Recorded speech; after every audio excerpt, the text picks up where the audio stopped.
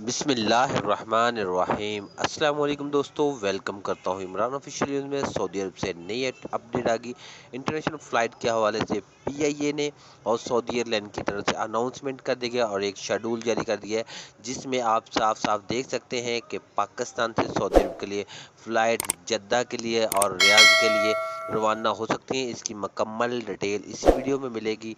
तो मेरे जो नए आने वाले दोस्त हैं उन लोगों से गुजारिश की जाती है, इस चैनल को सब्सक्राइब करें, बेल आइकन को दबाएं ताकि इस तरह की तमाम वीडियो आप तक पहुंचती रहे। तो सऊदी एयरलाइन की तरफ से एक शेड्यूल जारी किया गया है, जिसमें साफ साफ ये बताया जा रहा है, इंटरनेट पे आप ऑनलाइन चेक कर सकते हैं कि 30 अगस्त के बाद जो इंटरनेशनल फ़्लाइटें हैं वो शो कर रहे हैं। लाहौर से, इस्लामाबाद से और कराची से रवाना हो सकती हैं 23 अगस्त या 30 अगस्त तक। तो इसी तरह जनरल बिलाल अकबर की तरफ से भी अनाउंसमेंट किया गया है कि 23 अगस्त तक इंशाल्लाह फ़्लाइट 50% से ज़्यादा चांसेस हैं कि 23 अगस्त से 30 अगस्त तक फ़्लाइट ओपनिंग हो जाएगी।